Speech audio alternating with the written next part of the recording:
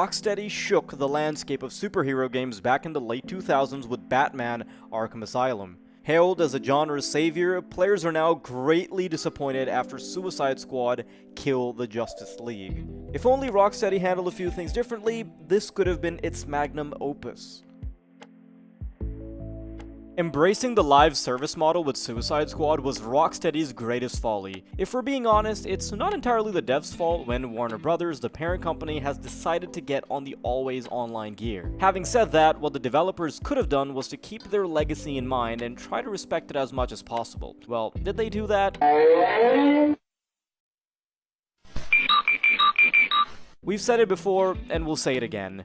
The live service model isn't inherently bad. It's the element of draconian monetization at the expense of core gameplay that makes them bad. Suicide Squad, Kill the Justice League, and Arkham Knight have almost a decade between them. Technology has come a long way since 2015, and consumers have a right to demand value and quality for their money. Rocksteady made a washed-out looter-shooter experience when the market had solid competitors. Capcom's Exoprimal alone puts the smackdown on Kill the Justice League. Sure, a game can be fun, even bad games can be enjoyable at times, but that doesn't change the facts. Content creator Asmongold sums it up perfectly in his reaction to the popular comparison video. Not giving into bias while looking at all the facts. Well, that's what they do. So, like, basically what they want to do is they want to, at first, they want to sell cosmetics, and then after the game is already starting to die, and the live service portion of the game is starting to die, then they add in pay-to-win stuff to milk those last people that are playing it for more money, and then they kill the game. It's like, you know, you're milking the cow, you're milking the cow, you're milking the cow. Cow's getting a bit older, now you slaughter the cow and you have a steak. That's how it works. This is the life cycle. And by the way, the cow, that's you. You're the cow. Coming from the Arkham series and having live service games out there with far better gameplay, it's a bit unreasonable to ask the consumer to play your game. Not only is the gameplay bare bones, the missions are repetitive, and its existence makes the fan-favorite Arkham universe feel disjointed all of a sudden, which brings us to the next issue. Playing Suicide Squad feels like waking up from a coma and having amnesia. Let's do a quick recap of the series' latest events. The finale of Arkham Knight sees Bruce unmasked by Scarecrow on national television. Having gone public, Bruce overpowers the Joker toxin, dispatches Crane, and activates the Nightfall Protocol. After taking care of everything in Gotham, he then walks into Wayne Manor as we see it blow up, creating the illusion of his death.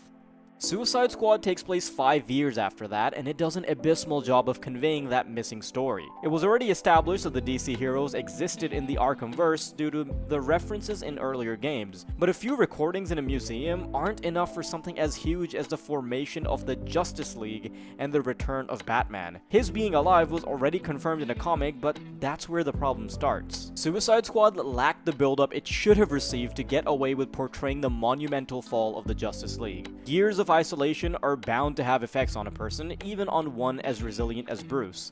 During those 5 years, Superman saved the Bat and formed the Justice League. Bruce left Gotham and moved to Metropolis, if the in-game recordings weren't wrong, and the League went on some missions to save the planet. Brainiac somehow got in contact with his multiversal counterparts, began his invasion, and got the heroes under his control. You're saying all of that happened in 5 years, but there's no build-up to that?